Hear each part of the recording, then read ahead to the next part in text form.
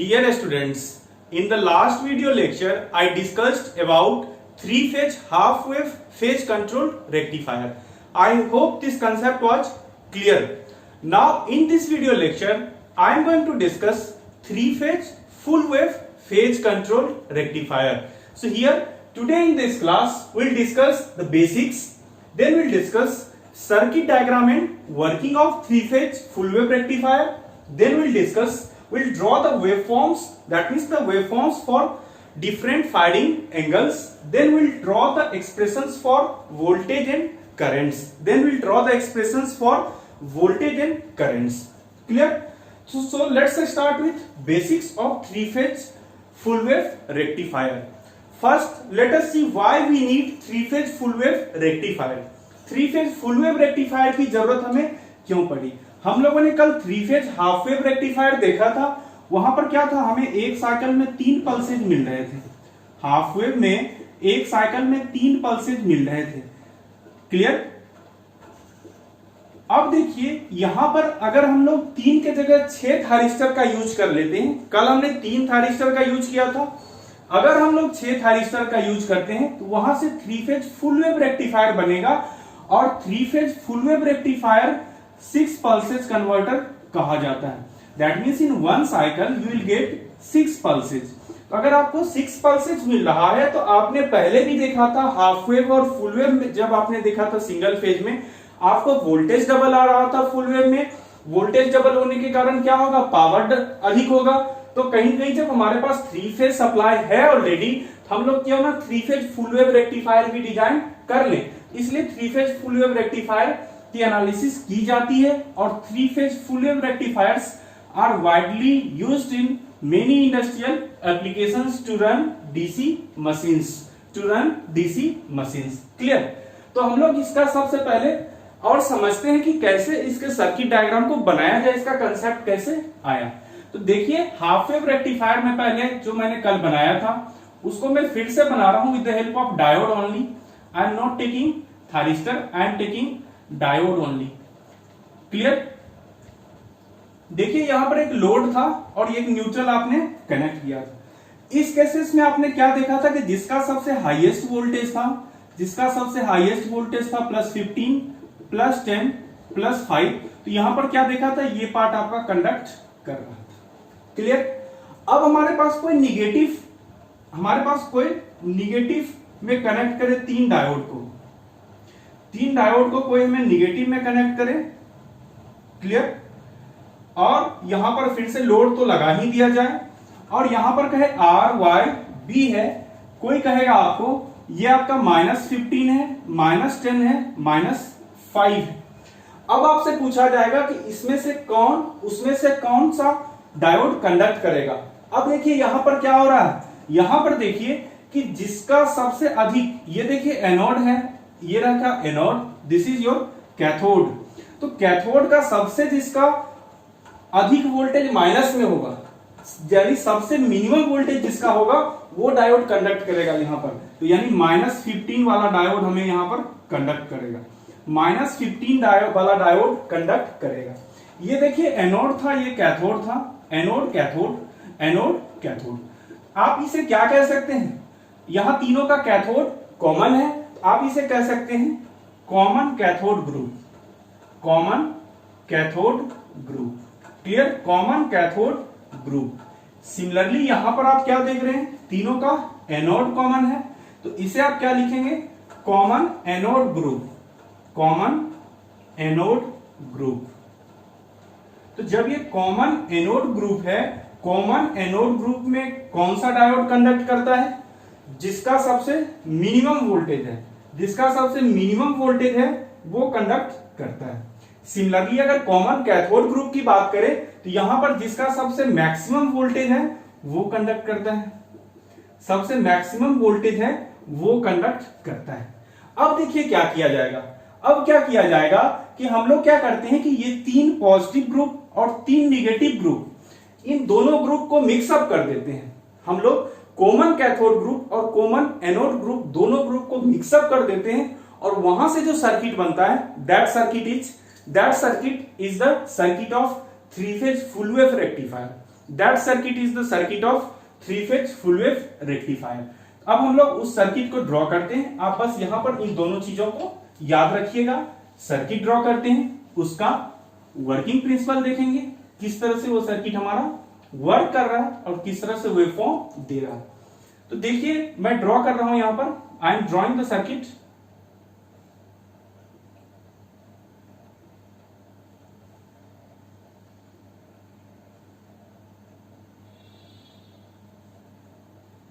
यहां पर देखिए टोटल 6 थायरिस्टर्स ले रहे हैं। We are taking 6 thyristors and then we are connecting a load.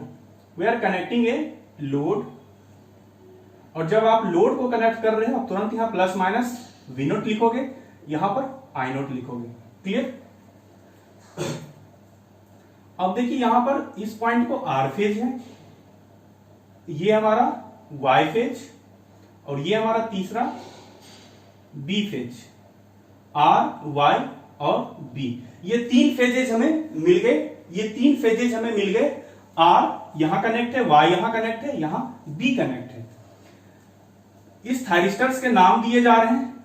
Odd वाला नाम ऊपर थायरिस्टर को दीजिए T1, T3, T5। ध्यान रखिएगा, ऑड वाला थायरिस्टर्स ऊपर नाम दीजिए T1, T3, T5, और नीचे आप कौन सा नाम देंगे? बचेगा 3, T2, T4, T6।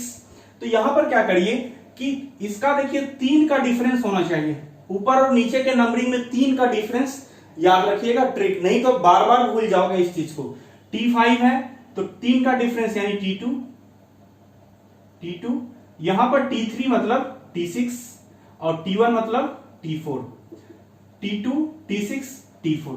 ये रहा हमारा थायरिस्टर्स। क्लियर? तो 6 थायरिस्टर्स हमें मिल गए। अब ध्यान से देखिए, इन थायरिस्टर्स की अगर बात करें तो ये टर्मिनल क्या है? Cathode, cathode, cathode. यानी ये ऊपर वाला थायरिस्टर हमें क्या मिला? ये हमें मिला common cathode group, common cathode group. नीचे का जो तीनों थायरिस्टर्स है, इन थायरिस्टर्स को ध्यान से देखिए, इसका तीनों का एनोड कॉमन है, एनोड्स आर कॉमन। तो नीचे का थायरिस्टर हमारा कॉमन एनोड ग्रुप मिला, नीचे का थायरिस्टर कॉमन एनोड ग्रुप मिला, ऊपर का कॉमन कैथोड ग्रुप मिला। अब हम लोग इसके वर्किंग को समझते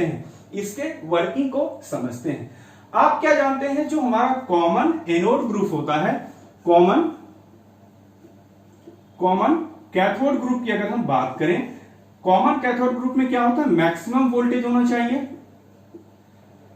ठीक है, तब कंडक्ट करेगा। और कॉमन एनोड में क्या होता है? कॉमन एनोड में यहां पर मिनिमम वोल्टेज होना चाहिए, यहां पर मिनिमम वोल्टेज होना चाहिए। क्लियर? मैक्सिमम वोल्टेज और मिनिमम वोल्टेज होना चाहिए। क्लियर? तो अब देखिए, अगर हम मान लेते हैं कि कोई 2 थायरिस्टर एक साथ कनेक्ट कर रहा है, एक साथ कंडक्ट कर रहा था, दरअसल इसे कहा जाता है, ऊपर वाले थायरिस्टर को पॉजिटिव ग्रुप थायरिस्टर कहा जाता है, पॉजिटिव ग्रुप थायरिस्टर कहा जाता है T1, T3, T5, और निगेटिव ग्रुप थायरिस्टर किसे कहा जाता है? T2, T4 and T6। T2, T4 and T6 are negative group thyristors. यहां पर R, Y, B तीनों फेज दिए गए।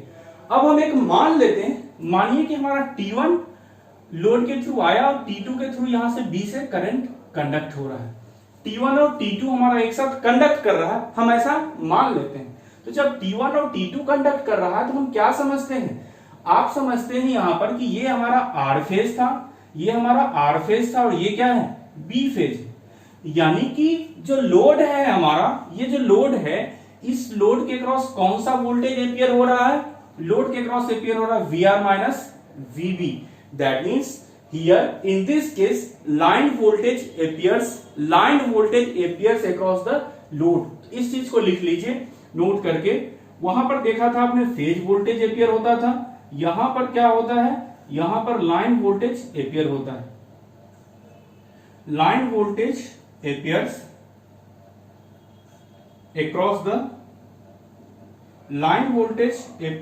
across the load। लोड के क्रॉस लाइन वोल्टेज यहां पर एपियर होता है। अब हम लोगों को इसके ऑपरेशन को समझना है। इसके ऑपरेशन को समझने के लिए हम क्या करेंगे? हम लोग क्या करेंगे कि हम लोग एक फेजर डायग्राम पहले ड्रॉ करते हैं लाइन वोल्टेज का। लाइन वोल्टेज का एक हम फेजर डायग्राम ड्रॉ करें। हमारे पास 3 लाइन वोल्टेजेज हैं V, देखिए R Y B हमारे पास फेजेज हैं। हमारे पास क्या है V R Y, V Y B, V B R। इसमें से क्या होता है, ये हमारा 0 डिग्री पर रहेगा, ये हमारा 120 डिग्री लैगिंग होता है, ये 120 डिग्री लीडिंग होता है, ये 120 डिग्री लीडिंग होता है। तो हम लोग जब फेजर डायग्राम ड्रॉ करेंगे आपको क्या मिलेगा, देखिए ये मिला V R Y, ये हमारा V Y B और ये हमारा क्या मिलेगा V B R। ये हमारा फेजर डायग्राम इस तरह से मिल रहा है। These are 120 degree apart, these are 120 degree apart. Clear. तो जब हमें ये फेजर डायग्राम मिला है, अब इसको हम लोग समझते हैं। हमें समझना क्या है कि कौन कौन से वोल्टेजेस हमेशा एपियर होंगे, हमेशा कौन कौन से वोल्टेजेस एपियर होंगे। तो हमने क्या बतलाया कि यहां पर ये क्या करेगा, मैक्सिमम वोल्टेज, ये वाला पार्ट क्या करेगा, ये वाला पार्ट मैक्सिमम वोल्टेज पर काम करता है, ये वाला पार्ट आपका मिनिमम वोल्टेज पे काम करता है। ये वाला पार्ट निगेटिव ग्रुप आपका मिनिमम वोल्टेज को पास कराएगा और ये मैक्सिमम वोल्टेज वाला थारिस्टर एपियर होगा। यानी कि हम कह सकते हैं, यानी कि आप कह सकते हो कि कौन सा पार्ट कंडक्ट करेगा, कौन सा पार्ट कंडक्ट करेगा जो लाइन वोल्टेज का मैक्स, दैट मींस देखिए ऊपर का ग्रुप क्या है, ऊपर का ग्रुप पॉजिटिव वोल्टेज, ऊपर का ग्रुप पॉजिटिव वोल्टेज, नीचे का ग्रुप निगेटिव वोल्टेज। यही होता है V plus minus V minus. और ये क्या किसके बराबर होता है, यही होता है लाइन वोल्टेज के बराबर, यही होता है लाइन वोल्टेज के बराबर। यानी कि आप कह सकते हैं जिस पीरियड में, जिस दौरान लाइन वोल्टेज आपका मैक्सिमम होगा, maximum line voltage that group of thyristor, that pair of thyristor will conduct, that pair of thyristor will conduct, that pair of thyristor will conduct। इसका मतलब क्या है, आप लाइन वोल्टेज में भी वेरिएशन होगा। तो लाइन वोल्टेज जब चेंज होता रहा है तो कभी होगा कि मान लीजिए VRY सबसे हाईएस्ट हो गया, VRY जब हाईएस्ट रहेगा तो T1 और इसके T6 के थ्रू करंट का कंडक्शन होगा। क्लियर। तो अब हम लोग क्या करेंगे, अगला, चूंकि आप वर्किंग को समझ चुके हैं, अब साथ साथ इसका वेवफॉर्म ड्रॉ करते हैं। इसके वेवफॉर्म से आगे की चीजों को देखेंगे, इसके वेवफॉर्म से आगे की चीजों को देखते हैं कि कैसा वेवफॉर्म इसका ड्रॉ होता है। Let us see the nature of waveform. Clear. अब हम लोग वेवफॉर्म को ड्रॉ करते हैं और यहां से हमें चीजें समझ में आ जाएंगी। देखिए हम लोग फिर से एक्सिस लीजिए, जैसा एक्सिस पिछले लेक्चर में लिया गया था ठीक वैसा ही एक्सिस आज भी हमें लेना है। क्लियर। पहले हम लोग सप्लाई वोल्टेज को बनाएंगे। सप्लाई वोल्टेज को आज कौन सा सप्लाई बनाना है, यस्टरडे आपने फेज बनाया था, आज आपको लाइन वाला बनाना है। आज आपको लाइन वोल्टेजेस बनाना है और इसमें बहुत सारे वोल्टेजेस बनाने हैं। तो इसमें टोटल 6 लेते हैं आज, 1 2 3 4 5 छठा 6, टोटल 6 हमने लिया लाइन वोल्टेज का हमें बनाना है। क्लियर। तो देखिए हम लोग क्या करते हैं, हमारे पास 3 होगा VRY VYB। तो VRY क्या होगा, ये 0 डिग्री पर होगा, VML line voltage into sine omega T. VRY 0 degree पर होगा। ये एंगल्स देखिए हमारा 0 है, π/3, 2π/3, पाई प्लस π/3 दैट मींस 4π/3, ये होगा 5π/3 और ये हो जाएगा 2π। क्लियर। तो VRY क्या होगा, VRY को अगर आप देखेंगे तो ये 0 to π साइनसॉइडल कर्व चलेगा, यानी कि, और ये क्या है 60, ये कहीं कहीं 90 डिग्री का पॉइंट होगा। तो ये चला हमारा VR। देखिए यहां पर मैं सर्कुलर थोड़ा ही सर्कुलर शो कर रहा हूं, क्योंकि आपको डायग्राम से क्या है मेनली समझना है। आपको पता है कि कैसा साइनसॉइडल कर्व बनता है, आपको पता है कैसा साइनसॉइडल कर्व बनता है। क्लियर? ये रहा हमारा V R Y. V R Y, जब वी आर वाई बना लिए, वी आर वाई से 120 डिग्री लैग होगा कौन सा? V Y B. तो 120 का मतलब यहां से चलेगा, तो यहां से चलेगा तो यहां आएगा कुछ इस तरह से।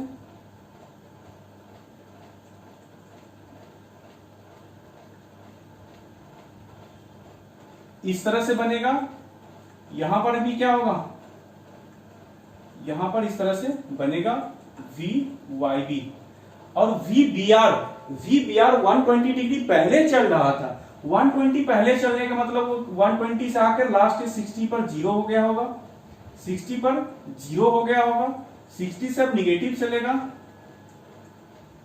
60 से निगेटिव चला इस तरह से, 60 से निगेटिव चला और फिर यहां पर क्या होगा?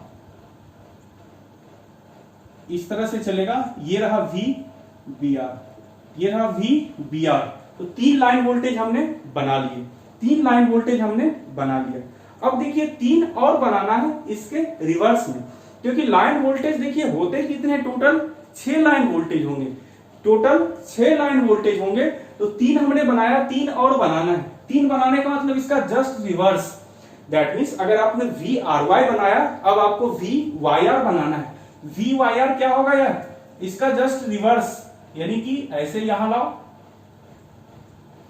ऐसे लाओ, ये यहां चलेगा, ये इसे कट करता हुआ यहां जाएगा। ये पार्ट रहा V Y R, V Y R. Clear? Next है V Y B. V Y B का उल्टा V B Y. V B Y इसको ऐसे करिए, वी बी वाई इसको ऐसे बनाइए। क्लियर? वी बी वाई इसको ऐसे बनाइए, वी बी वाई। तो ये पार्ट रहा क्या हमारा? V B Y, V B Y हो गया। अब लास्ट हमारा बचा है V R B. V B R है, इसका उल्टा वी आर बी। तो वी आर बी क्या होगा? ये देखिए इस तरह से है, इसका अपोजिट यहां पर कुछ इस तरह से बनेगा, इसका अपोजिट कुछ इस तरह से बनेगा। यहां पर इसका अपोजिट कुछ इस तरह से बन रहा, V R B, V R B. Clear? V R B. अब क्या देख रहे हैं? हमारे पास टोटल 6 लाइन वोल्टेजेस बन गए, टोटल 6 लाइन वोल्टेजेस हमें बन चुके हैं। अब हमें वेवफॉर्म्स ड्रॉ करने हैं, अब हमें ऑपरेशन को समझना है। आप देखिएगा कि वी आर वाई ही हमारा जीरो वाला पार्ट है, वी आर वाई हमारा जीरो वाला पार्ट है। वी आर वाई कहां से स्टार्ट हो रहा है? 60 डिग्री से। देखिए वी आर वाई यहां से यहां पल्स मिल रहा है 60 डिग्री, तो वी आर वाई यानी यहां से स्टार्ट हो रहा है। तो अगर हम लोग यहां पर थारिस्टर को समझें, अगर हम लोग यहां पर डायरेक्ट फायर कर दें थारिस्टर को, let us fire the thyristor. ये देखिए ओमेगा टी है, ये हम क्या बना रहे हैं? एक थारिस्टर को अब आप फायर करने जा रहे हैं।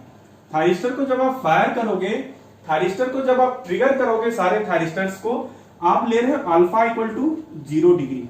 पहला केस ले रहे हैं आप alpha equal to 0 degree.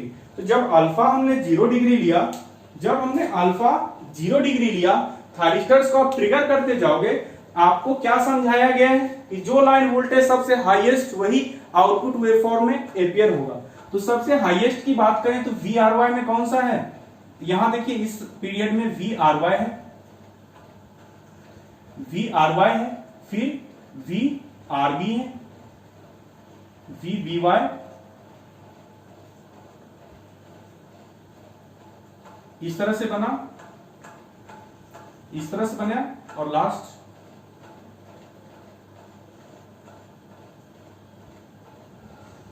Clear? V R Y, V R B, V Y B, V Y R, V B R, V B Y. ये रहा हमारा output voltage alpha equal to 0 degree, alpha equal to 0 degree. तो यहां से conclusion क्या निकल रहा है?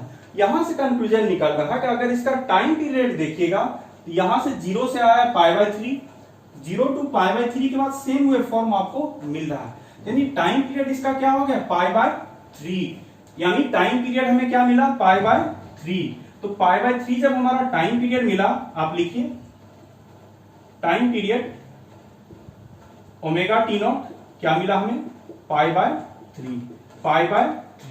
दूसरी बात, 0 से लेकर 2π तक आप आए, how many pulses you are getting total 6 number of pulses, that's why it is called 6 pulse converter, that's why it's called 6 pulse converter. Next कोई कहेगा सर अगर फ्रीक्वेंसी सप्लाई की फ्रीक्वेंसी 50 हर्ट्ज थी तो इसके आउटपुट वेवफॉर्म की frequency क्या होगी, तो फ्रीक्वेंसी क्या होगा f0 is equal to 6 into f, ये आपका फाइनल फ्रीक्वेंसी होगा, ये आपका फाइनल फ्रीक्वेंसी होगा। क्लियर, यहां तक बात समझ में आ गई? क्लियर।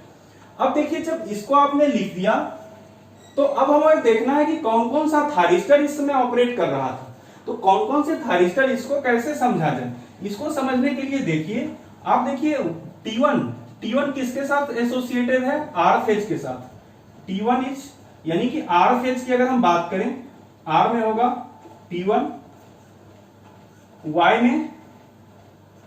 में हमारा T3 है और B में हमारा क्या है T5। ये पॉजिटिव ग्रुप के। सिमिलरली निगेटिव ग्रुप के कौन कौन से थारिस्टर किससे एसोसिएटेड हैं, R से T4 है, R से T4 है, Y से क्या है, Y से हमारा T6 है, Y से हमारा T6 है और B से हमारा T2 है, B से हमारा T2 है। ये सब निगेटिव ग्रुप के हैं, ये हमारा पॉजिटिव ग्रुप का थारिस्टर। R फेज के साथ T1 और T4 एसोसिएटेड है, T1 पॉजिटिव वाला और निगेटिव में T4। तो यहां पर इस चीज को हम कैसे समझेंगे, यहां पर देखिए समझने के लिए हम लोग क्या करते हैं, यहां पर समझने के लिए हम देखिए इस पार्ट की अगर हम बात करें, हमें पता करना है VRY जब हमें मिल रहा था उसमें कौन कौन से थारिस्टर कंडक्ट कर रहे थे।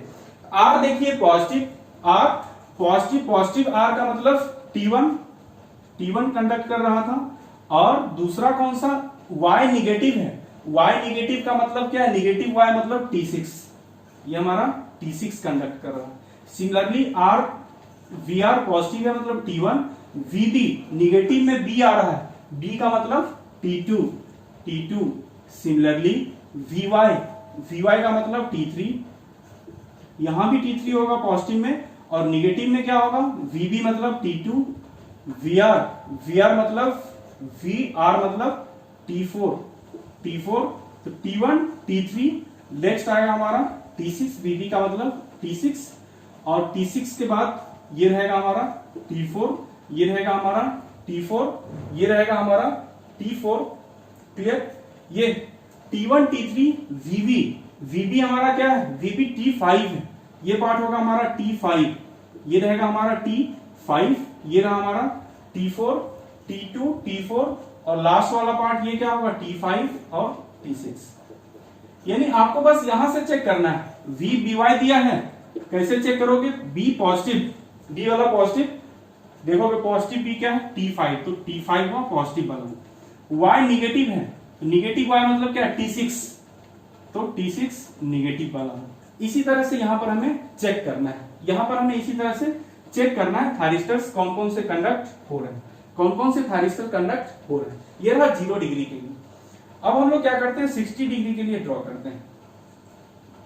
Late us draw for alpha equal to 60 degree, alpha equal to 60 degree, alpha equal to 60 degree अगर हम ड्रॉ करें तो 60 डिग्री का मतलब क्या हुआ, देखिए अल्फा 0 डिग्री लिए थे तो हमारा यहां से वेवफॉर्म स्टार्ट हुआ था।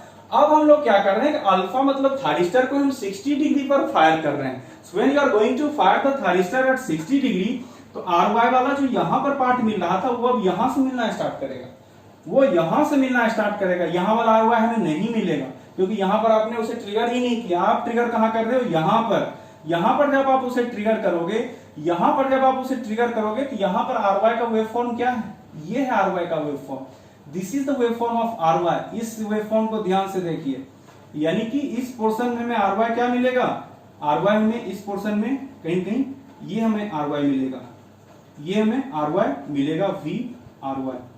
सिमिलरली वी आर बी अब आगे वाले में मिलेगा, वी आर बी आगे वाले में क्या है, यहां पर वी आर बी आगे वाले में ये हमारा वी आर बी, यानी ये वेवफॉर्म मिलेगा। यानी कि आपको कहीं कहीं इस तरह के वेवफॉर्म्स मिलेंगे, इस तरह के आपको वेवफॉर्म्स मिलेंगे। वी आर वाई आगे शिफ्ट करते जाइए, V R B, V Y B, V Y R. Next वाला पार्ट इधर आ जाएगा, V B R, V B Y. तो थायरिस्टर भी क्या होगा, 60 60 60 से शिफ्ट करा दो, थायरिस्टर इसे 60 60 अप टू 60 शिफ्ट करा दो। क्लियर, ये पोर्शन हमें मिला अल्फा इक्वल टू 60 डिग्री के लिए। क्लियर, अब हम लोग तीसरा लेते हैं, alpha equal to 90 degree. Alpha equal to 90 degree, तो भाई अल्फा इक्वल टू 90 डिग्री हम क्यों ले रहे हैं, क्योंकि हमें यहाँ पर कुछ चेंजेस मिलेंगे, here will get some changes. तो 90 डिग्री के लिए क्या करना पड़ेगा, एक एक और बना दो, एक एक कॉलम और बना दीजिए, क्योंकि 90 वाला पार्ट भी आपको शो करना है। अल्फा 90 लेंगे, 90 प्लस 60 कितना होता है 150, तो 60 120 150, यानी कि यहां से स्टार्ट होगा, यहां से स्टार्ट होगा। पोर्शन क्या होगा, आर वाई, आर वाई यही चल रहा था, यहां से आगे स्टार्ट होगा, ये पार्ट इस तरह से आएगा आर वाई, ये पार्ट इस तरह से आएगा आर वाई। अब देखिए ये कितना डिग्री कंडक्ट करेगा, थायरिस्टर तो भाई 60 डिग्री के लिए कंडक्ट करेगा, उस पेयर का थायरिस्टर 60 डिग्री के लिए करेगा, तो 30 डिग्री तो किया। अगला 30 डिग्री क्या करेगा, अगला 30 डिग्री ये चूंकि आर लोड अगर हम लेते हैं, if you are taking R load अगर आप लेते हैं या फिर RLE load with free wheeling diode लेते हैं, तो निगेटिव पल्स नहीं आता है, तो आपका कहीं कहीं वेवफॉर्म इस तरह से बनेगा।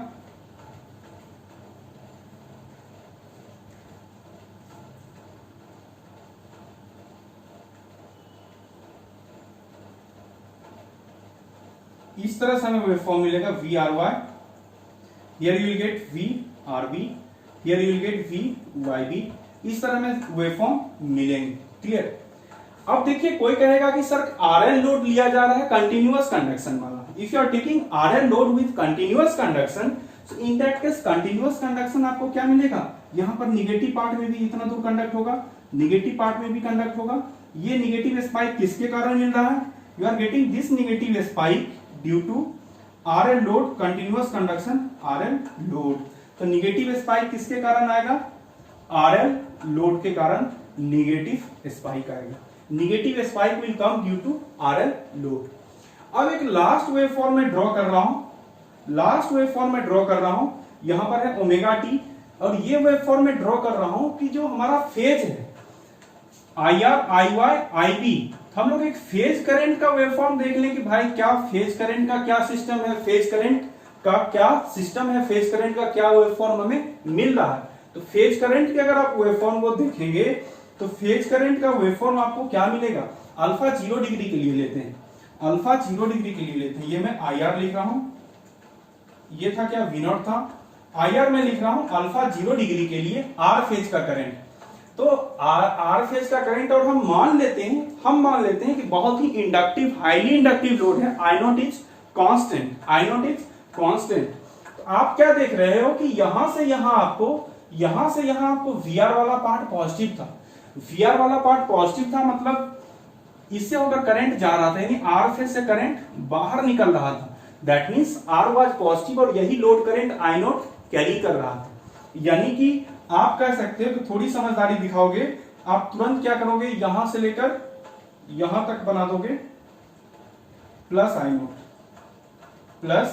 नोट, और यहां से यहां क्या था, 0 था, यहां से यहां 0 था, ये आपका प्लस आई नोट बन गया, यहां पर नहीं है। अब आगे देखते हैं कि फिर आर का टर्म कहां आता है, इस साइकिल में नहीं आया आर का टर्म। आगे देखिए यहां से यहां आर का टर्म आ रहा है, लेकिन निगेटिव ग्रुप में आ रहा है, आर का टर्म निगेटिव ग्रुप में आ रहा है। निगेटिव ग्रुप का मतलब क्या है, निगेटिव डायरेक्शन में करंट ऐसे भेज रहा होगा, तो निगेटिव डायरेक्शन में करंट भेज रहा है, इसका मतलब आई आर क्या होगा, निगेटिव माइनस आई नोट होगा। तो माइनस आई नोट को आप ऐसे बना दीजिए, माइनस आई नोट को आप ऐसे बना दीजिए, माइनस आई नोट को आप ऐसे बना दीजिए। क्लियर, तो अब आप क्या देख रहे हैं, 0 है, ये हमारा पाई है, ये है पाई बाय 3। आप क्या देख रहे हैं, आपका यहाँ 2π/3 तक करंट मिल रहा है आउट ऑफ पाई। क्लियर? तो अब हम लोग यहाँ पर एक्सप्रेशंस लिखते हैं। Now let us right the expressions for average voltages, RMS voltages. Clear? तो पहला केस हम लोग लेते हैं, फर्स्ट केस वन।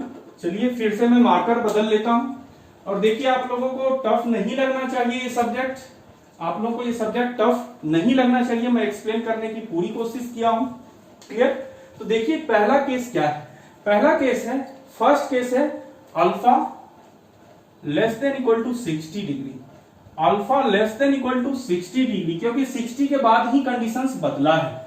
तो 60 डिग्री तक सारे लोड के लिए, R load, RLE load, RL load with FD, without FD, सारे चीजों के लिए, for all kinds of load, all loads, सारे लोड्स के लिए क्या होंगे, सारे लोड्स के लिए अगर आप देखें, अगर आप सारे लोड्स के लिए यहां पर देखेंगे तो सारे लोड्स के लिए आपको क्या मिलेगा, सारे लोड्स के लिए आपको मिलेगा V नोट। अगर आप देखें V note 1 divided by omega T note, यहां पर क्या है टाइम पीरियड π/3 इंटू इंटीग्रेशन, आपको क्या एपियर हो रहा है, VML लाइन वोल्टेज एपियर हो रहा है sign omega t into d omega t, ये लाइन वोल्टेज आपको एपियर हो रहा है। अब देखिए लोअर लिमिट क्या होगा, π/3 plus alpha, 60 degree plus alpha ही लोअर लिमिट होगा, तो लोअर लिमिट होगा π/3 प्लस अल्फा। अपर लिमिट की अगर हम बात करें, अपर लिमिट क्या होता है, अपर लिमिट 2π/3 प्लस अल्फा, यानी 60 डिग्री के लिए कंडक्ट कर रहा है 2π/3 प्लस अल्फा, 2π/3 प्लस अल्फा।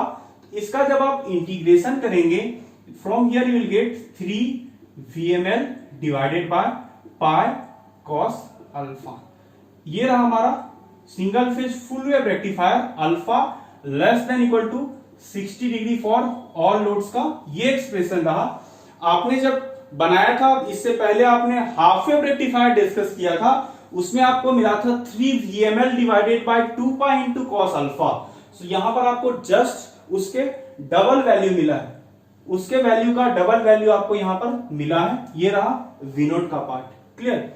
अब जब यहां पर V नोट हम कैलकुलेट कर लिए हैं, कोई कहेगा सर आरएमएस वैल्यू बताइए, क्या लिखते हैं, voltage peak voltage VML divided by under root 2 omega T naught, यानी 2 into π/3 into upper limit minus lower limit, upper minus lower limit plus 1/2 into sine 2L minus sine 2U।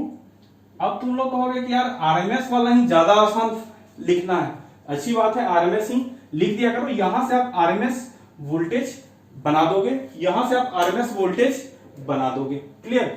RMS voltage आप derive कर दोगे। अब दूसरा condition आता है, you are getting second case two is alpha greater than equal to greater than 60 degree.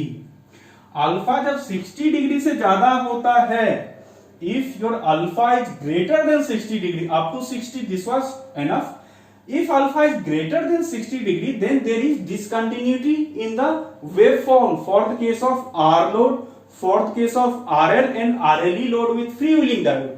सिर्फ continuity किसमें होगा, RL लोड और RLE लोड में, उसके लिए हमारा यही वेवफॉर्म, यही पहला वाला ही वोल्टेज रहेगा। यानी ये किसके लिए बना रहा हूं, R लोड, R लोड है, दूसरा किसके लिए बना रहा हूं, RL RLE with FD, RL RLE with FD। इसके लिए अगर हम लिखें आउटपुट वोल्टेज का expression, if you right the expression for output voltage in this case, if you right the expression for output voltage in this case, तो 1 divided by π/3 तो होगा ही, इसमें कोई शक नहीं है। आपका लोअर लिमिट π/3 प्लस अल्फा ही होगा, π/3 प्लस अल्फा ही होगा। लेकिन हम अपर लिमिट की बात करें, आप यहां पर देखिए VRY को, ये पाई पर आकर 0 हो गया, पाई के बाद बढ़ा ही नहीं। क्लियर? π/3 प्लस अल्फा ये पॉइंट है, π/3 प्लस अल्फा ही है ना, क्योंकि यहां पर क्या रहे, अल्फा 90 ले रहे हैं और π/3 60, यानी 150 डिग्री, ये 150 डिग्री का पॉइंट है, 150 से 180 तक ही चला। π/3 प्लस अल्फा से पाई चला, Vm sine VML sine omega t into d omega t into d omega t, ये रहा V नॉट। तो यहां से केस 2 को अगर एक्सप्रेशन लिखें, अगर केस 2 का एक्सप्रेशन यहां से लिखा जाए तो ये एक्सप्रेशन आपको क्या मिलेगा, ये एक्सप्रेशन आपको मिलेगा केस 2 में, केस 2 में क्या एक्सप्रेशन मिलेगा, from here case 2 V naught will be equal to 3V ml divided by pi into 1 plus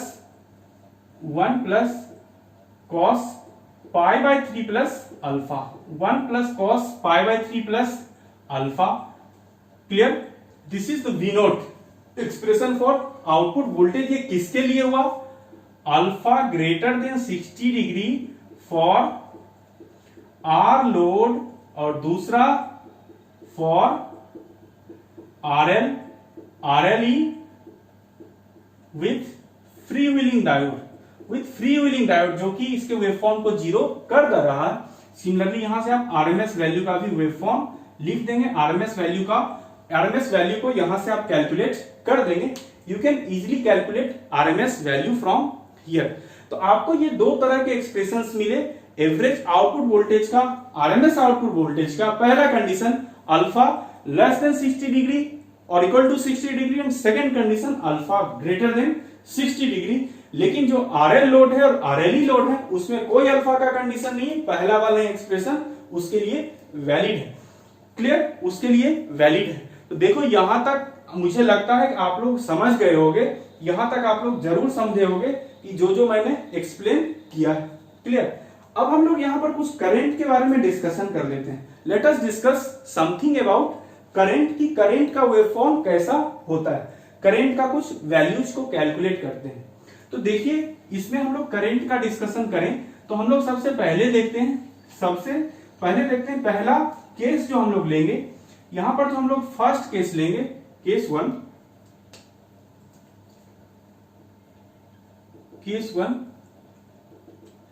अब देखिए हमें क्या टारगेट है, हमें टारगेट है कि हम लोग मान ले रहे हैं कि कंटिन्यूअस कंडक्शन है, क्लियर। तो कंटिन्यूअस कंडक्शन जब है तो हम लोग क्या करते हैं, हम लोग क्या करेंगे, हाई इंडक्टिव लोड हमने मान लिया, हाई इंडक्टिव लोड। तो जब ये इंडक्टिव लोड अधिक होगा, इंडक्टिव लोड हैवी होगा तो आई नोट तो कांस्टेंट रहेगा, अब आप ईच एंड एवरी थायरिस्टर के कंडक्शन पीरियड को हमें बताना है। तो देखिए यहां पर T1 की अगर हम बात करें तो यहां से यहां कितना आया था, पाई, ये टोटल था पार्ट पाई, ये तीनों मिलाकर। इसमें से T1 पहले में भी था, दूसरे में भी था। सिमिलरली अगर T3 की बात करें, पहले में भी था, दूसरे में भी था। तो तीन में 2 साइकिल आपको T3 मिल रहा है, 3 में 2 साइकिल T1 की मिल रहा है, फिर सिमिलरली T5 मिल रहा है। यानी आप कह सकते हैं कि each thyristor conducts for 2 pi by 3 radian out of pi each thyristor, यहां पर देखिए आउट ऑफ पाई ही है, यहां पर आउट ऑफ पाई है, यस, आउट ऑफ 2 पाई, यहां पर देखिए आउट ऑफ 2 पाई, क्योंकि T1 दो बार कंडक्ट कर लिया 2 पाई के लिए, 0 to 2 पाई के लिए T1 का कंडक्शन कितना हुआ, 120 डिग्री के लिए, तो आउट ऑफ 2 पाई लिखोगे। तो देयरफॉर यहां से अगर IT एवरेज आपको पूछे, एवरेज थायरिस्टर करंट, तो आप क्या लिखोगे, I naught into total conduction क्या हुआ, 2 पाई बाय 3 के लिए कंडक्शन हुआ out of 2 pi, that means I naught divided by 3। यहां से अगर IT RMS कोई पूछेगा, आप क्या लिखोगे, I naught divided by √3, I naught divided by √3। अब हम लोग दूसरा इसी में देखते हैं, सोर्स करंट या सप्लाई करंट, इसका नाम लीजिए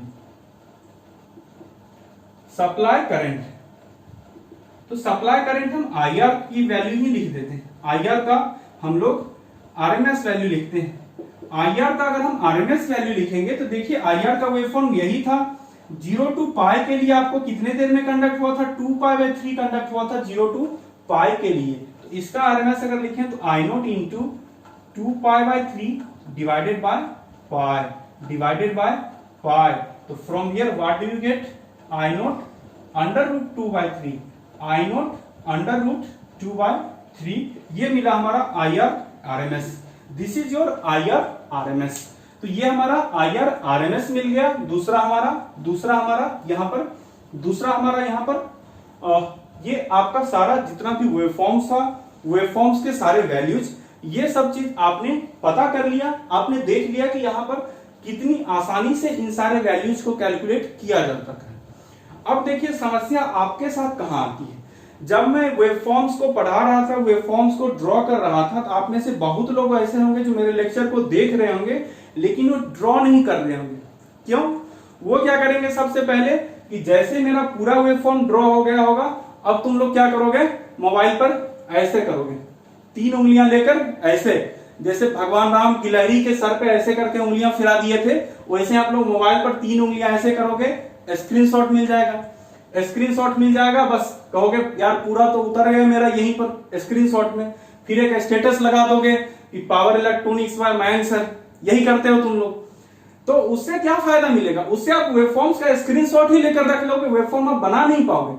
और जब मैं बना रहा था वेवफॉर्म बारी बारी से, उसमें अगर आप लोग लगातार बनाते जाओगे तो आपको ये क्लियर हो जाएगा पूरा वेवफॉर्म। और आप देख लो ध्यान से कि जब मैंने इस वेवफॉर्म को बनाया तो मैंने किसी प्रकार का कोई हेल्प नहीं लिया, मैंने कहीं से नहीं देखा, आपके सामने, आप मेरे सामने हो, मैं आपके सामने हूं, और आपने देखा कि मैंने सारे वेवफॉर्म्स को बनाया। तो आप लोग ये स्क्रीनशॉट वाला काम स्टडी में मत किया करो, ठीक है। स्टडी में आप समझ जाइए आपको लिखना होता है, देखिए स्मार्टफोन, ये सारे चीज, डिजिटल इंडिया, ये सारे चीजों के जितने एडवांटेज हुए हैं तो कुछ इसके उसके साथ डिसएडवांटेज भी हुए हैं। स्मार्टफोन के साथ साथ आप लोग भी स्मार्ट हो गए हो, स्क्रीनशॉट ले लेते हैं। इसमें क्या होगा कि आपको दिक्कतें आएंगी। जब मैं भी कोचिंग किया करता था, जब मैं बीटेक के दौरान पढ़ता था, बीटेक के बाद मैंने पढ़ाई की थी, तो वहां पर कुछ लोग क्या करते थे कि क्लासरूम में टीचर पढ़ाते रहते थे और लोग क्या करते थे, मोबाइल का वॉइस रिकॉर्डर ऑन कर देते थे। क्यों? उनका यह मानना होता था कि हम रूम पर जाकर इस लेक्चर को पढ़ेंगे, इस लेक्चर को सुनेंगे, तो वॉइस रिकॉर्डर ऑन रहता था, 1-2 घंटे की रिकॉर्डिंग कर लेते थे। लेकिन वो रूम पर भी जाते थे, कुछ भी नहीं पढ़ाई करते थे, फिर अगले दिन आकर वॉइस रिकॉर्ड करते थे। तो इस तरह से उनका डेली का ऐसा ही सिलसिला था। उसमें क्या होता था कि उन्हें लगता है कि चलो अभी यहाँ कम भी पढ़ेंगे तो हमें तो वॉइस रिकॉर्ड कर ही लिया हमने, और जब हमने वॉइस रिकॉर्ड कर लिया तो इसको जाकर घर जाकर फिर दोबारा सुन लेंगे। तो इसके कारण ना वो क्लासरूम में पढ़ पाते थे और ना वो घर जाकर पढ़ाई कर पाते थे। तो ये दिक्कतें आप लोगों के साथ आती है, इसलिए आप लोगों के साथ यही है कि 40-50 मिनट का लेक्चर है 3 फेज फुल वेव रेक्टिफायर का। तो इस 40-50 मिनट के लेक्चर को देखने के लिए आपको क्या करना चाहिए, आपको सिंपली यहाँ पर लिखते जाइए, पेन पेपर आपके पास होने चाहिए, आप नोट बनाते चलिए, तो वो आपके लिए ज्यादा फायदेमंद होगा instead of taking screenshot and sharing on WhatsApp. Clear? तो उससे बेहतर है कि आप अगर नोट बनाकर शेयर करो तो ज्यादा अच्छा रहेगा। क्लियर? तो ये रहा हमारा 3 फेज फुल वेव रेक्टिफायर का। तो देखिए अब ये बहुत सारे लोगों में, आप लोगों ने पहले से सुना होगा कि 3 फेज फुल वेव रेक्टिफायर बहुत टफ टॉपिक है, लेकिन मैंने इसको बहुत ही आसान शब्दों में आप लोगों को बतलाने का प्रयास किया है। आसान डायग्राम के सहारे मैंने आप लोगों को समझाया है, और जो कुछ भी है यही वेवफॉर्म है, यही थायरिस्टर का कंडक्शन है। अगर इतनी चीजें आप समझ चुके हैं इस 40-50 मिनट के लेक्चर को, तो 3 फेज फुल वेव रेक्टिफायर आपने समझ लिया। तो जब ये 3 फेज फुल वेव रेक्टिफायर आपने समझ लिया तो आपको एक टास्क थोड़ा सा दे दिया जाए। I am giving you task.